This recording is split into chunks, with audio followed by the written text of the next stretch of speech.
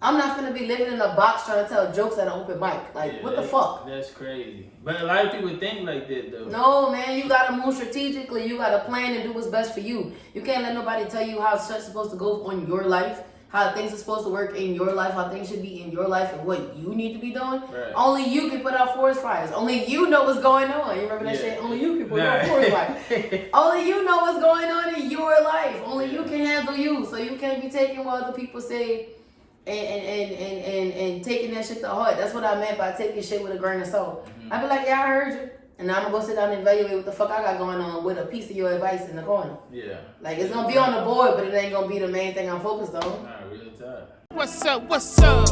What's up? What's up? What's up? And you mentioned Katrina. Like, what kind of effect did Katrina have on you? Man, first of all, that's the reason I learned how to swim.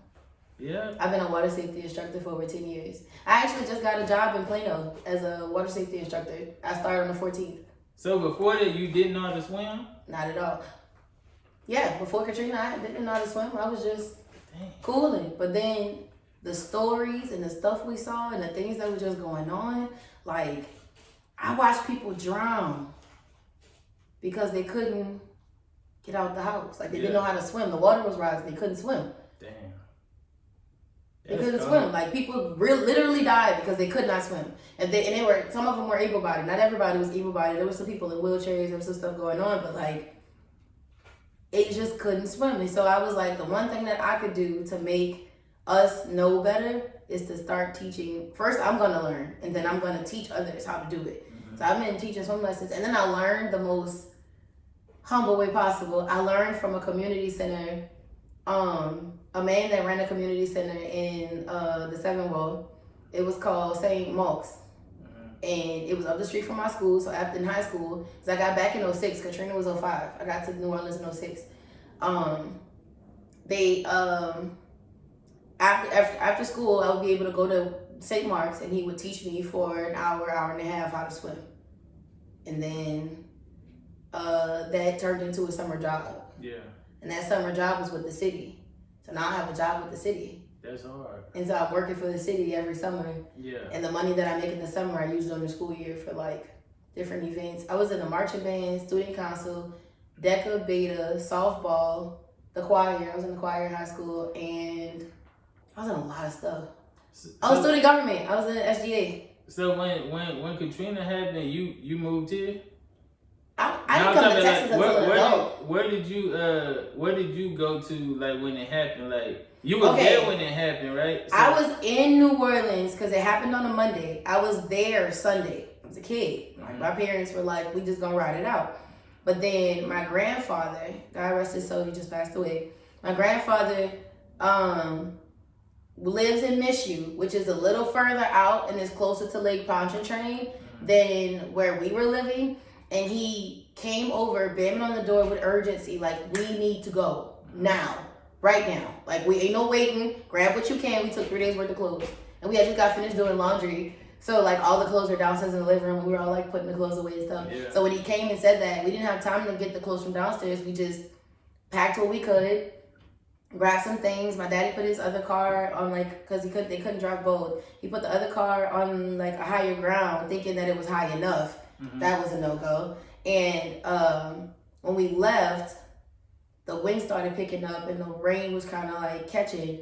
But they had just issued an emergency evacuation order.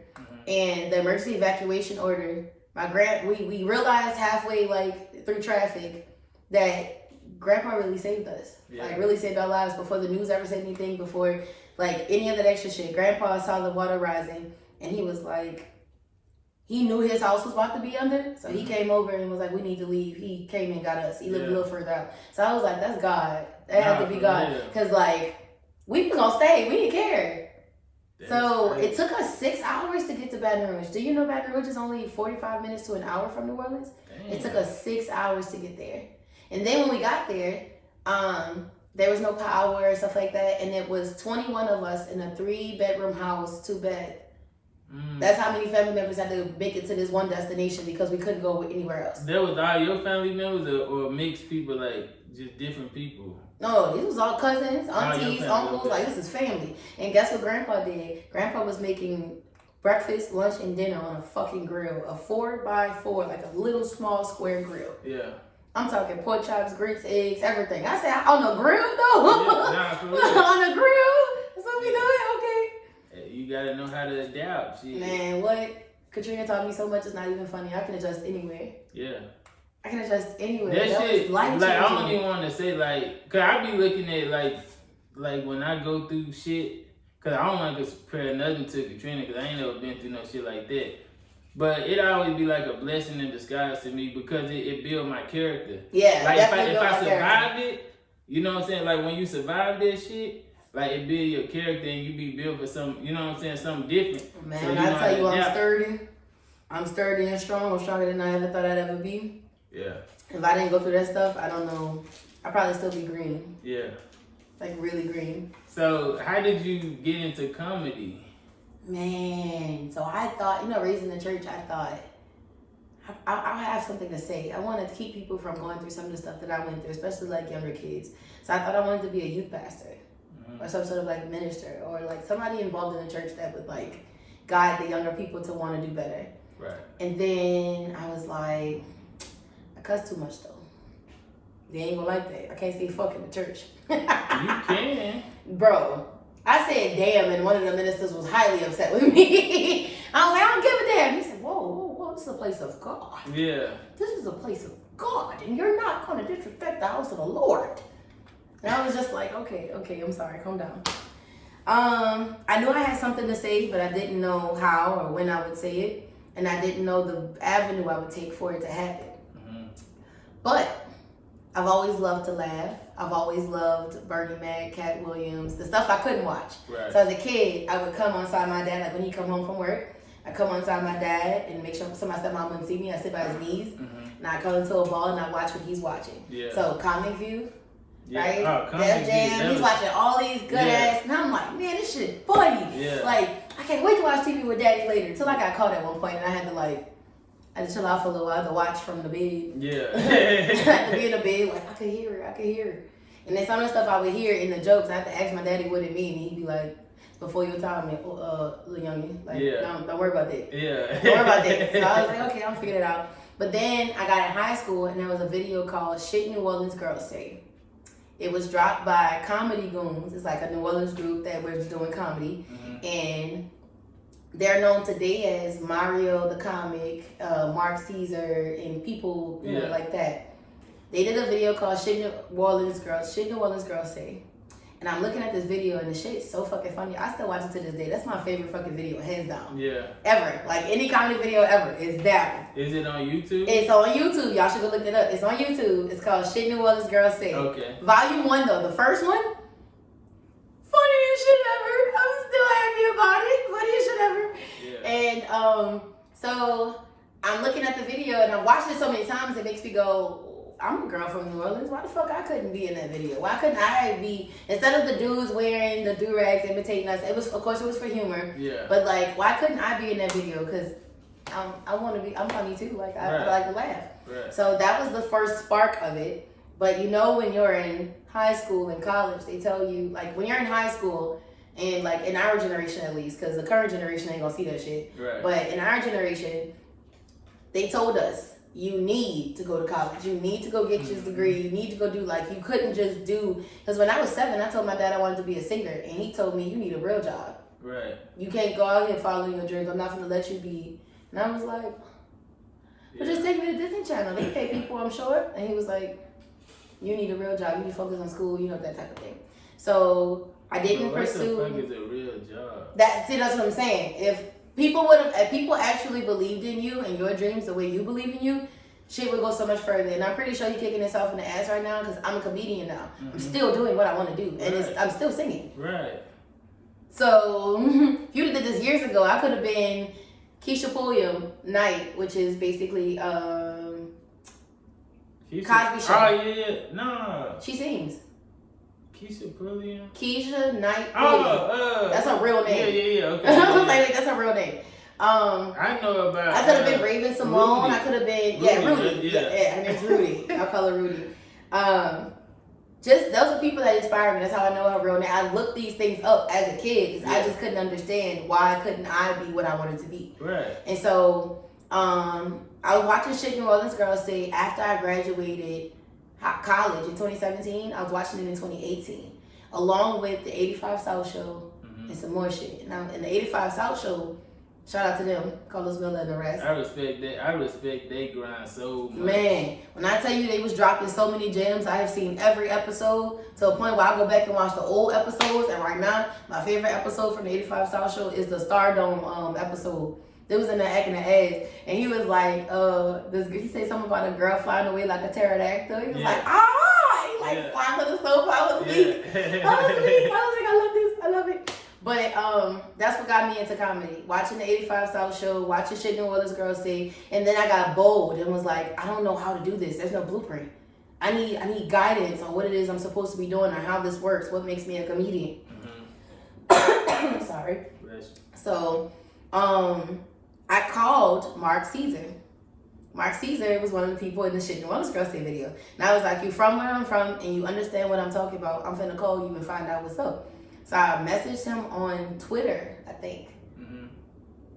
I think Twitter was out at that time. Twitter, Instagram. Instagram was out a little bit. I messaged him and was like, could you call me? I have some questions, blah, blah, blah. And we just rang. And he listened to what I had to say and was genuine about it and was like, you gonna be all right. It's gonna be fine. Just like get on some open mics, go do some stuff. Like get out. And once you hit some open mics, you should be able to get booked on shows. And once you get booked, you in there. Right. Man, I was in Memphis at the time. I had just moved to Memphis. Yeah. I don't know anybody there. I don't know what I'm doing. So I hit an open mic, and the open mic actually it's on YouTube, y'all. My first time on stage is it's under Funny AF Podcast, Funny as Fuck Podcast, on YouTube, and it says I Am Miss Music debut. It's the first time I was ever on stage. Shout out to Basil. Basil was the first to give me a mic, but I got on stage and started talking about how teaching was for me because I was a teacher at the time. I couldn't find a job in my career field in Memphis, so I went to the teaching route because that's what most people do. All right, you shake it like nah, for sure. They find something so that's you gonna pay actually them. did go to college? Oh yeah, I graduated from Southern University. Southern University? I'm watching the band and everything.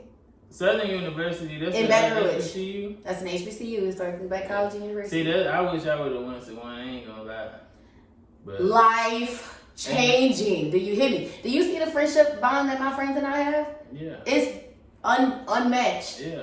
Unmatched. My comedy show, the very first comedy show that I ever self-produced, the Mardi Gras Miss Music, they showed up and showed out. We even did the infamous Anita Baker dance. Yeah.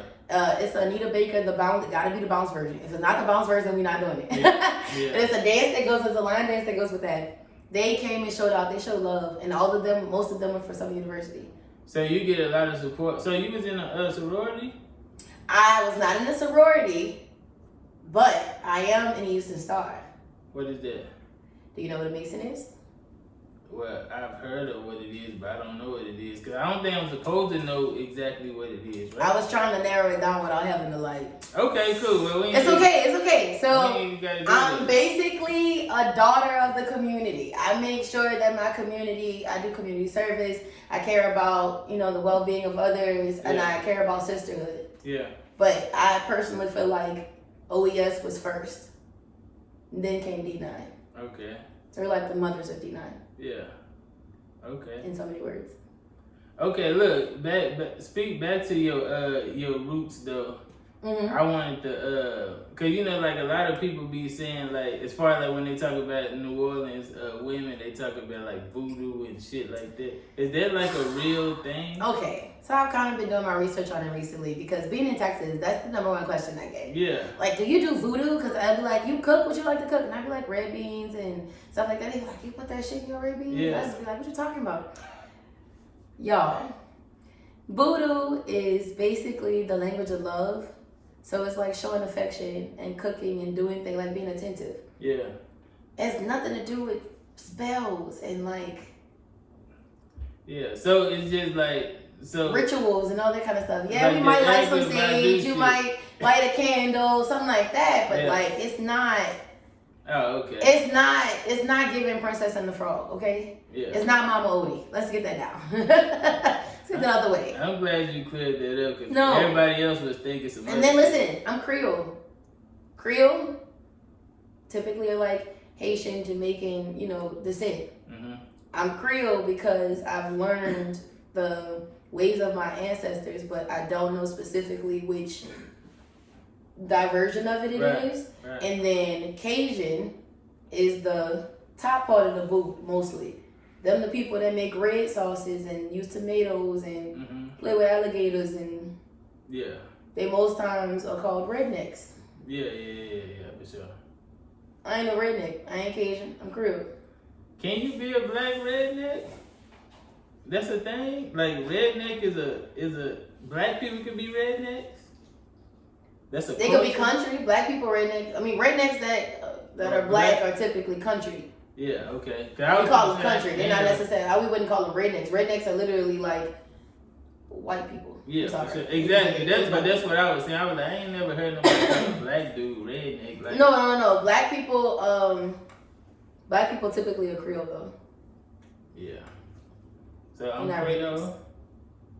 No. Black people from Louisiana, natively from Louisiana, are typically Creole. Yeah. Already. Okay, check game. So, what's the biggest obstacle you had to overcome, like on this comedic journey that you on? Taking things with a grain of salt. Because, like you said, Louisiana people take loyalty and respect to a higher level. Bitch, if you try to play on my top, it's me and you. All right. And then I'm not going to be quiet about it. I'm going to out your ass. Like, you ain't finna play on me or the people around me. Like, I call the people that I'm close to in comedy or people that I deal with in comedy cousins. It's a term I came up with. I actually got a DBA on it just in case it takes off. Mm-hmm. But comedy cousins are... When it take off. We don't if. Okay. When it take off. All right. We manifesting things on this side. All right. But yeah, you good. Go ahead. You know I'm single. Stop playing with me. He manifested shit. Well, let's manifest it then. Oh shit. Okay, listen. Comedy cousins, I had to learn, are all not family. Mm-hmm. Some of them comedy cousins that I consider cousins are not actually on my side or actually want to see me succeed. Yeah. They only want to fuck with me if they see I have traction or that I'm doing something that, kind of like brings light to what they're doing. But like, if it came down to like them supporting me just to support me, if they don't benefit from it, they're not gonna support it. Yeah. And that's something I had to swallow. Like, it was a hard pill to swallow because I was just like, I don't understand. Like, why would you try to like Cause you cut me or like try to like swerve me from getting gigs and stuff? Like, why would you do that? Like, what do you win from that? Like, I don't understand. You think they're gonna book you because you told them not to book me? Like, help me understand. But do you think that has something to do with being a woman, or like what do you think? That's another thing. Even in comedy, that's another struggle I have. They think because I'm a woman and I like flirt a lot or I clown a lot or whatever that I'm trying to fuck to get my way up to comedy, and that's not me at all. Yeah. That's why I came out with that Bulldagger show. Mm-hmm. Y'all got me fucked up. I'll be more masculine than feminine at any time to make sure that you understand that I'm not trying to fuck you. Like, that's not my life. Yeah. I'm gonna call my mama back. My mom love you. I'm gonna call you back. I promise. Yeah, I'm gonna hit your line. Yeah. I will. I'm call you, ma. But yeah, okay, so you say Bulldagger, right? Yeah. Okay, tell them what that is. A Bulldagger, because they're... Okay, people, listen. Y'all levels to this shit. I don't know nothing about that. What? I know I'm hard of hearing. I speak sign language. Yeah. But I hear some shit outside my door. I hear it too. And I don't... That's some New Orleans shit in me. Say, bro, what the fuck going on? I go on the porch real quick. What's going on, man? You need to take a break so you can check that shit or something? No, if it ain't, that's something I had to learn though. Yeah. If it ain't literally at my door, I don't need to be paying attention to it. So it ain't at my door, I ain't bothered. Yeah, because you'll bring the wrong energy on yourself. I don't need that. That's something I'm protecting. I don't need that. So a Bulldagger, they have butches, they got Bulldaggers, and they got Barbies. Barbies, where the lashes, they do the makeup, the full face of makeup. Y'all can see I'm in the middle with some lipstick, but not really. And Barbies do the heels and the overly dressed, and they just like, they're really feminine, really girly, okay? Like severely just over the top, too prissy. A butch, because I'm showing y'all the different levels. A butch, that bitch got a boosie fade, you heard me?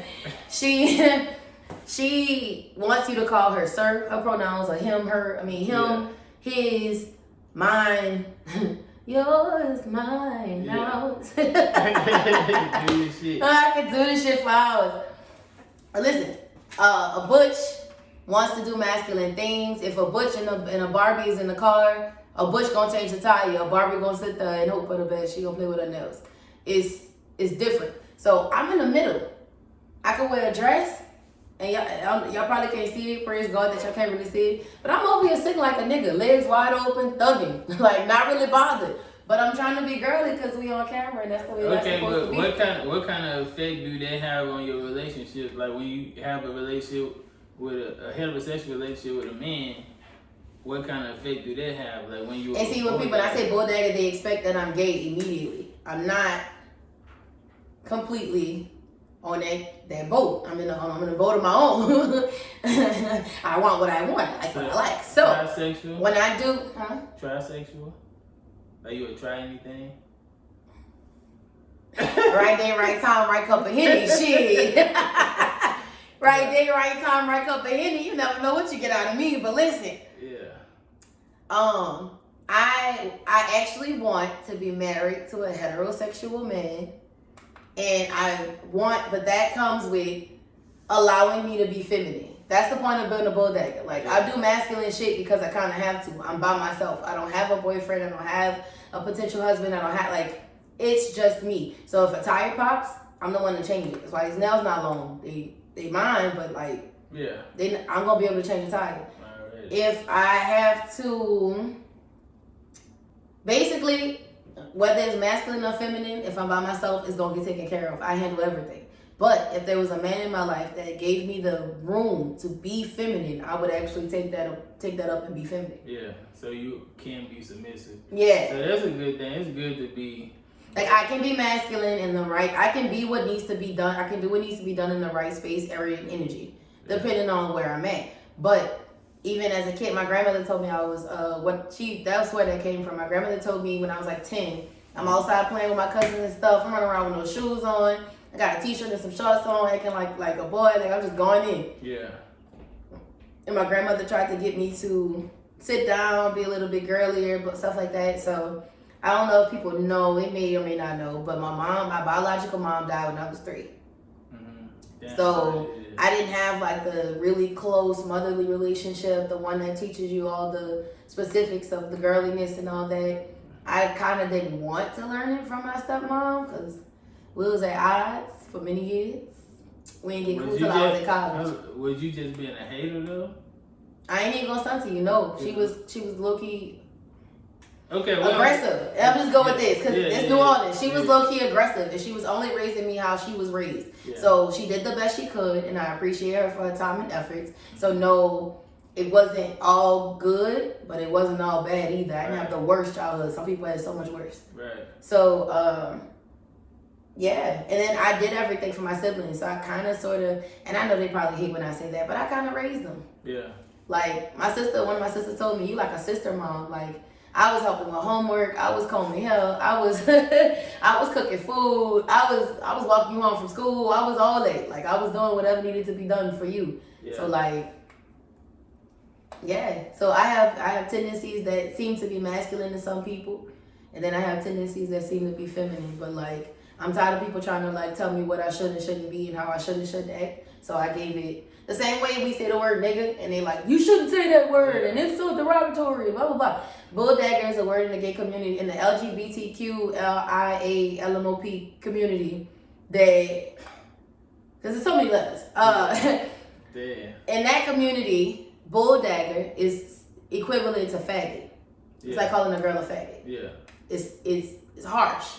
But when I say it, it's me telling you, So when you on stage, you use that word? Oh yeah, all the time. So what? When comedians talk to me or if they're around me, they'll make a joke about me being a bulldog or they use the term. I actually got mad because some people still jokes. I ain't talking about the bulldog. I was talking about the other word, but Faggot? yeah. People only say stuff like that when they're trying to hurt you. Okay. So no, I'm just saying you use that on stage, like when you. I haven't said the word faggot on stage. I say bulldog. I don't explain it like that. I just explained it a little better. Cause like this is a sensitive era. Man, they so sensitive. So like, how do you navigate around that? Like, as far as like when you on stage, like it's just certain stuff. Comedy is an art, and that's the part that I loved about it the most. They could say any fucking thing they want, however they want, whenever they want. And at the time when I first became interested in comedy, there wasn't that much scrutiny. There wasn't that much, attacking on you because they understood you were a comic. You were saying things to be funny. You were saying things to give people humor and laughter and sometimes insight. Yeah. So the Dave Chappelle's, the Earthquakes and stuff like that, they give you insight on things that you didn't really think of. They give you wisdom and still make you laugh. Right. I enjoyed that. So like, I want to make sure I keep that going. I want to make sure I keep that rolling because ain't no way in the world you finna like tell me what I can and cannot say. What happened to freedom of speech? And it's always gonna be somebody bothered by what you're doing or what you're not doing. It's always gonna be somebody that has an opinion about something. So as long as they have an opinion, then you. As long as the opinion is your own, not the opinion of Instagram, not the opinion of Twitter, not the opinion of somebody else, not the opinion of TikTok. We don't know. What do you think and why? Exactly. Why? Exactly. I hate that, bro. Like everybody just be riding the wave of like this what we own. Like if I don't feel like that, I'm not on that. But everybody just be riding a wave. And I hate that about this era, bro. Like that shit fuck with me a lot. But and I don't use the word bulldagger just to ride a wave because LGBTQIA is important right now and we got the movements and everything. I get that. I respect that. But listen, me being a bulldagger has very little, I'm not gonna say nothing, but very little to do with my sexuality. It's all about my actions and the way that I am as a person. Yeah. It's nothing to do or little to do with my actual sexuality or what I like or don't like. Yeah. But your wife or your mama might get it. Right up in Hennessy. I'm just letting you know. Just warning you. Yeah. Have you ran across any janky promoters? Nigga.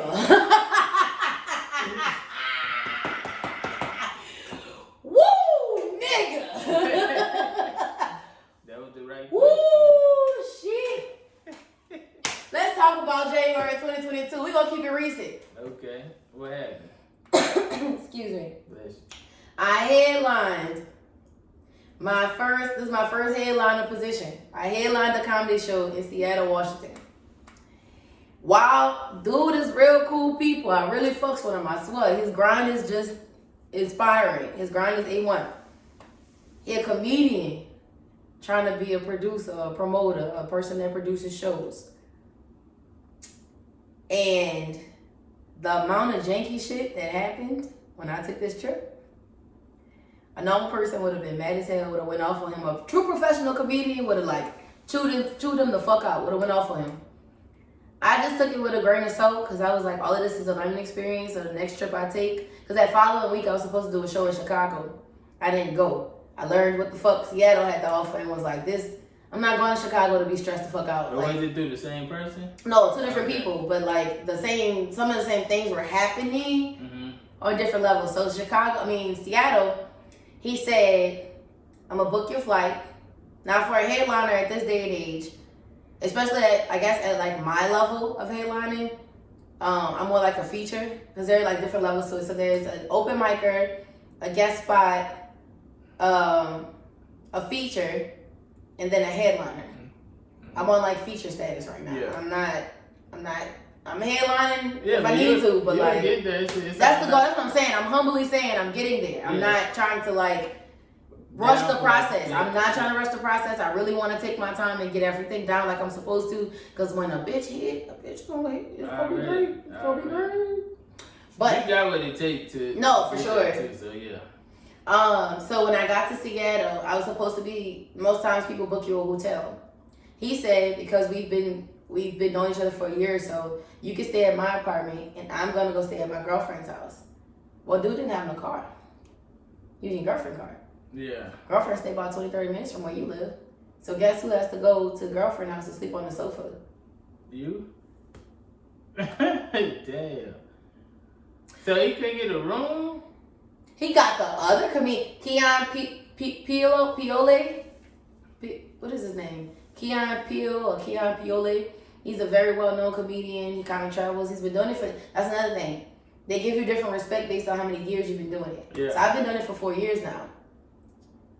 Keon had been doing it for 10. So yeah, you got Keon a hotel, and you got Keon what he needed. But when it came to me, it was just kind of by the wayside or whatever happens type shit. Yeah. Then he made me cook. Like we was talking about the food. Yeah. He was like, man, we make so much money if you he'd be like, yeah, it'll be a little side thing. We just make some food and sell the food. I made po' boys and jambalaya. Po' boys was $10 a po' boy. Yeah. Jambalaya was $5 a cup. Like got little cups from Dollar Tree and made it work. That's if you estimate it correctly. It's rounded up to $300. It's like 180, something like that. But yeah. Like, it's about not 180. I'm sorry. It's 120 for the po' boys and like 150 for the cups of jambalaya. Mm-hmm. That's $300. You know, boy tried to pay me $30. Like dead ass was Right like for the whole shit. Yeah. He was like, cause he was upset that I didn't want to go. My flight, I flew the whole day Thursday. Friday, I was still tired and had jet lag and all that, so I was like knocked out. Mm-hmm. And then Saturday was the show. He wanted me to go canvassing from store to store to sell tickets on Friday in a place that was 30 minutes away from where the actual show was at. So how we in Dallas, that bitch wanted me to go to Fort Worth to go tell people about a show in Dallas. As if the people in Fort Worth would come to Dallas. Right. Yeah. And I was like, these people don't even know me. Yeah, I'm from New Orleans and that's cool, but that might not excite them enough to come out. Like, especially from somebody that they don't know, don't have a right. name. You know what I'm saying? So I'm like, if you were closer to the venue or whatever, I would probably understand that. But you just want me to do that just to say that that's what you want me to do. And then the minute I tell you no, on top of that, I'm a comedian. I am not a promoter. I get booked and that's that. I come do my time and I go home. Like, it's not about me going out to canvas and give tickets, and I'm not above it. I'm not saying I'm too good to go do it. Right. But it's the way you're going about it and what you expected from me that I don't appreciate. Right. That's the janky side of it. Like, you want me to go do the promotion for you. And then on top of that, when I tell you no, now you have a problem. Now that's another stereotype. Now I'm being an angry black woman. Mm-hmm. Now I'm being argumentative because I'm speaking up for myself. Yeah. And then it's like, if you're not gonna go canvassing and trying to sell tickets, if you're not gonna sell tickets, then I can pay you a flat rate of $30. Bitch. That nigga out of control. Out of pocket. You think I flew all these fucking hours and I took off 3 days from my real job to come here for $30? $30. You think you giving me exposure like that? Boy, you got the game fucked up and you about to catch these hands. That's the bulldog side. Now I gotta be masculine towards you because you being an asshole. So did you have a connected flight, like what do you call it? A layover? Nah, like a round trip ticket. Yeah, I had a round trip ticket, so everything was cool. Yeah. He bought the ticket. I give him that. He did buy that ticket. But that ticket that he going off work for 3 to 4 days when the show was only Saturday from a couple hours. Then, not only did he want me to sell tickets, he wanted me to sell tickets to his show. Like to a show. He had 2 different shows on the fly. Like the way he had it set up, it was gonna be an all-female show, and I was the first black woman to headline the Cargo Theater. Mm-hmm. I was like, okay, I'm rocking with it. I'm headlining too. Like I'm gonna go. Yeah. Actuality, Keon Piole was the headliner. Yeah. And it was all one. She all admitted those 2 shows, all one show. There was just a slight intermission after me. But did he have to go promote too? The other dude, the headliner. No? Did the promoter go out there and promote? Yeah, that's the comedians were backstage, the females were backstage talking crap about how like it could have been promoted better, things could have been different, how things should have been, and how he could be doing better. And I was just like, oh really? Oh, okay. And they was like, this place should have been packed out. There were 68 people there, which was pretty decent for that venue, but like, that's pretty decent for anybody. Because if you get 50 or more people to come at $20 a ticket. So you basically made about about 1,600 to 2 grand. But like, yeah, they really be trying you. So I have to put my foot down in this comedy shit and let it be known. Y'all not finna fuck on me, and you're not finna fuck over me. Right on. Real tough. So is it hard to balance, like, chasing the comedy dream and working? Hard than a bitch. It is. It's hard. It's hard. But you know what? When you have a passion for something, you like at some point comedy is gonna pay me more than my actual job, and I'm gonna do it. Yeah. But I'm gonna use this goddamn degree I got until somebody gotta pay the bills. Yeah. It's either sugar daddy or stripping if I can't do the job. So Yeah. Stripping. man, what? I already picked a name and Kiwi Kisses. I'm gonna be Kiwi Kisses. You better be no damn. I'm scared. I'm gonna try. I'm gonna try. Hopefully, I'm gonna try. Hopefully, I don't get that bad. But listen, if you see me being Kiwi Kisses, I don't want shit about it. Don't call me Miss I ain't Pussy. gonna lie, I respect the hustle though. The shit tiring, like that ass. Strippers and shit, but I don't participate in that. We was talking about that on the way here. Like, I don't understand how dudes feel like that's some like cool shit. Like, I spend money. I pay bills. I spend money on strippers and because even when the pandemic first popped out, they had drive-through strip clubs, and I was just like you niggas want to trick that damn bad to go through the. Yeah. But some niggas gotta pay for pussy though. You gotta keep it chill though. Right. Some people gotta pay for pussy. They can't just get it up. They don't know that they don't have to pay for pussy. They know they don't. They just awkward as hell. And they some can't. niggas They can't feel like they have it. to because they don't have no other way. They don't know how to talk to women. And all that extra shit. They shit. not confident. But man, like that's the easiest thing. I ain't paying for it ever. But you handsome and you got a nice little build and shit. You can't. Nah, what about the fat niggas and the old niggas that got erectile dysfunction but still want somebody to play with it? That's crazy. Well, I guess sometimes you gotta pay to play, but shit, not me. I ain't. Okay. I ain't with that. So how important you think support is like on this journey? Like how important? Like support is vital. Support is so vital. And sadly, it's people that don't know me that support me more than the people that do know me. There are people in my corner that really do like try to support me and look out for me, but like the more support, most of the support I get and the things that I get is because I stepped out of my comfort zone. So listen, leaving Louisiana and going to Seattle, they sold all of the food in Seattle that I made. And they had a comedian do a whole 15-minute stand-up set about my food. Yeah. And nigga said, I was eating the jambalaya, and I seen the sausage and shit. You know, it was cool. I was like, okay, bet. But then I got to the bottom, and there was a shrimp there. Scooby snack. I was fucking weak. The shit was hilarious. He was like, it was a win. Scooby snack. And I was like, this shit fucking funny.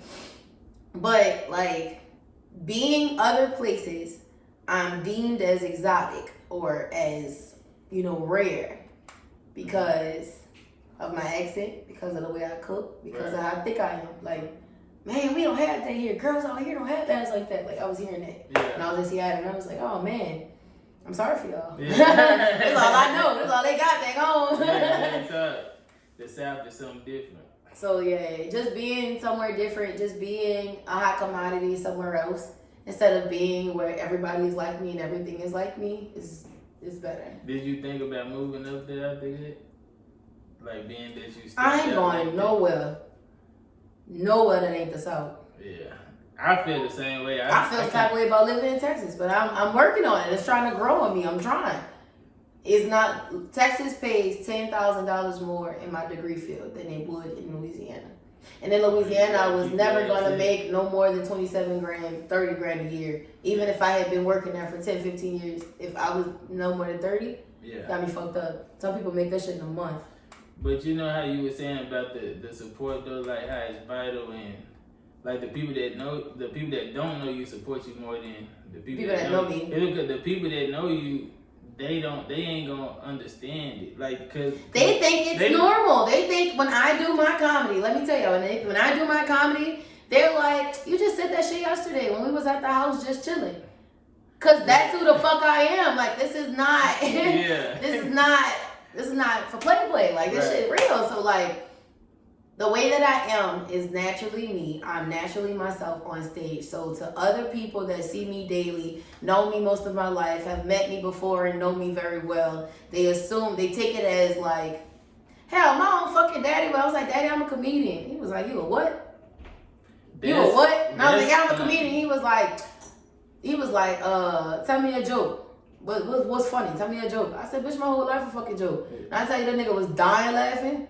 I'm like, bitch, my whole life a fucking joke. We can start wherever you want to start. You was here for most of that, bitch, so what's up? Yeah. Like, you can start wherever you want to. And he was just like, man, you funny as hell, bro. Like, go ahead. So you draw from your life experiences? Everything I talk about is something that I've experienced or gone through. Something I read, something I've witnessed it some kind of way. Yeah, that's hard.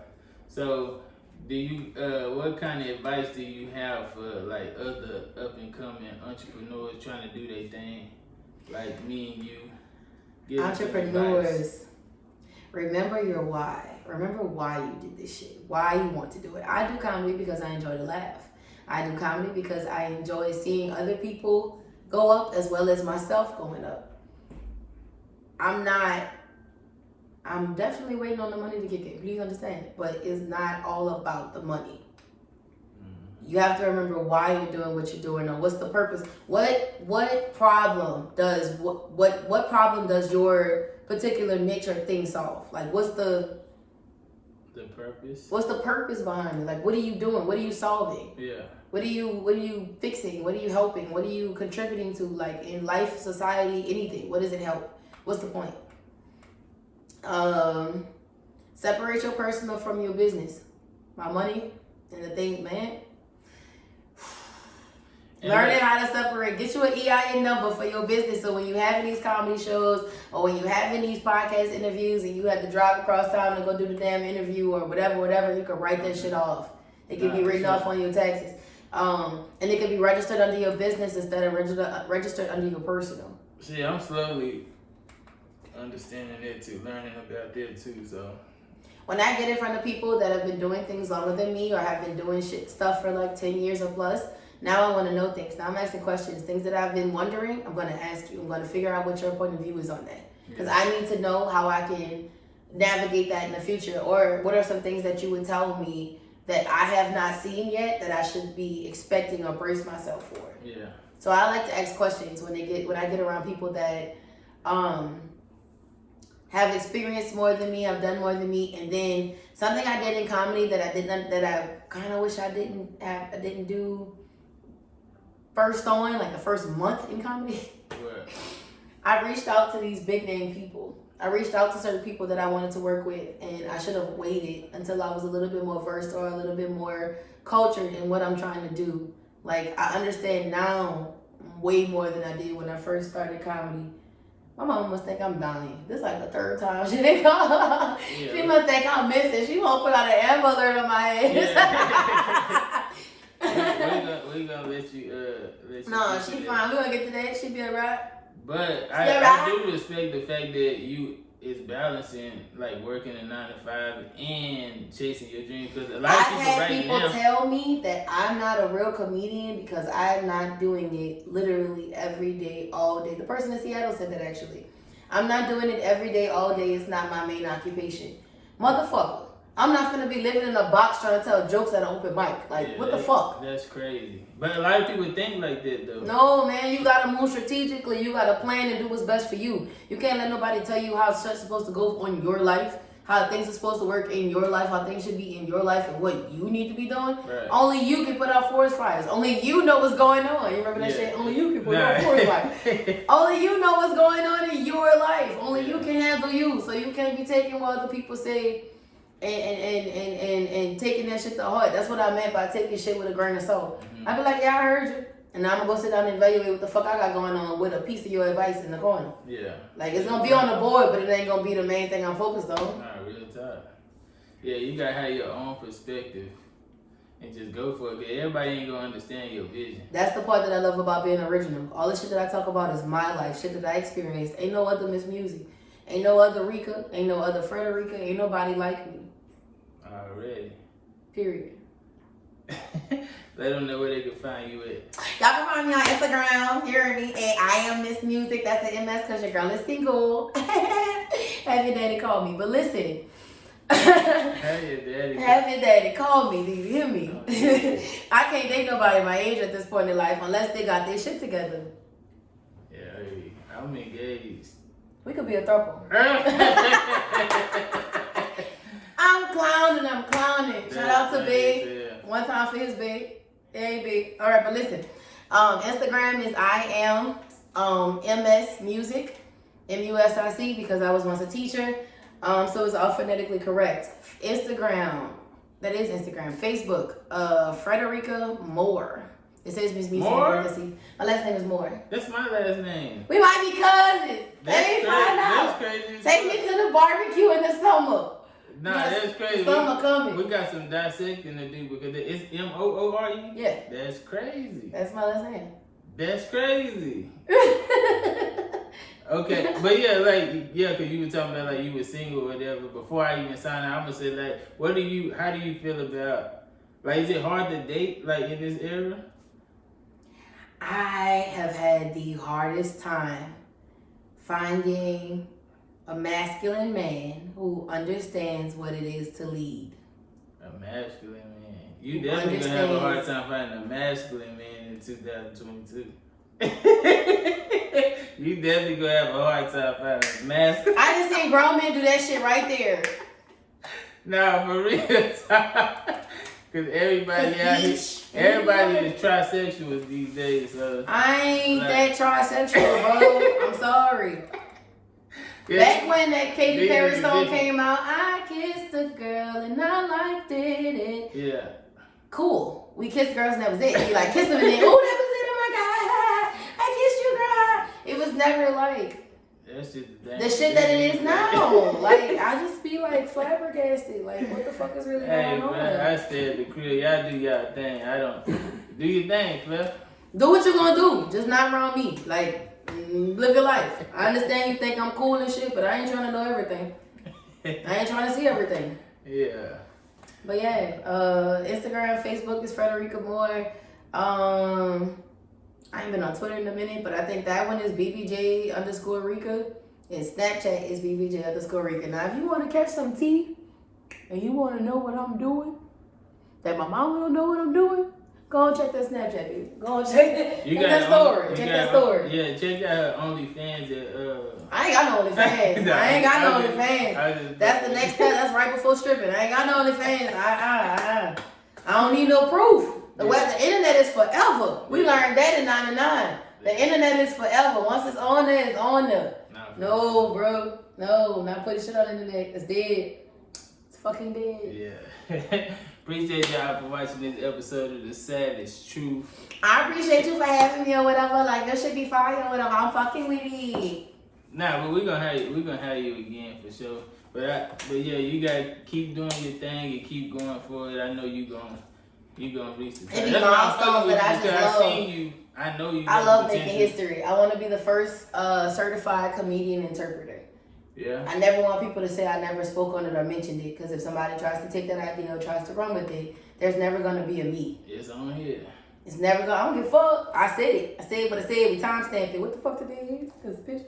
We timestamped it. So I'm gonna be the first certified comedian interpreter because I speak sign language. Okay. And I opened for Carlos Miller because I was like writing down goals. I opened for Carlos Miller March 1st, 2021. That's hard. And I've been on the grind ever since. So I don't limit myself. When people come to town, I show up to Arlington Improv. I met Coco Brown also. I show up to Arlington Improv. I show up to Addison Improv. I show up to Hyenas. I show up where... Even when you don't have a show, you show up to them places? Yeah, that was all 2021. I was showing up to these places just to make sure that I was networking in comedy. Mm-hmm. But in 2022, I'm going where I want to see actual comedian shows, where I want to see their shows or like enjoy comedy, be a student to the game. Yeah. I'm not supporting a damn person that does not support me. I'm out here sharing shit, posting shit, showing up to your show, sometimes paying to get into your show. For what? You on the same level as me. Nah, for sure. I'm supporting you, and it showed me when My Girl Woman's Music came out, bitches could have came. It's comedians that showed. It's a few comedians that showed up. Shout out to the Dangerous Comedy Tour. Yeah. They showed up. Other than that, no. So okay, big bet. It's okay. Just know I'm not about to support you who ain't supporting me. That's crazy. Right. Yeah, you can't worry. I be driving across town and shit to come support you. You know, gas $3.47. $3.79. It ain't even $3.40 nothing no more. It's $3.79. Y'all got me fucked up. Gas is high as shit. Has a bitch. High as giraffe pussy. The shit high. Yeah. Pigeon pussy, way up there. Y'all know the pigeon pussy be up there. It's high. It's high. Yeah. Got my swagger back. Yeah. Got my swagger back. Got my swagger back. Got my swagger back. Got my swagger back. Got my swagger back. Yeah. Got my swagger back. Yeah. Got my swagger back.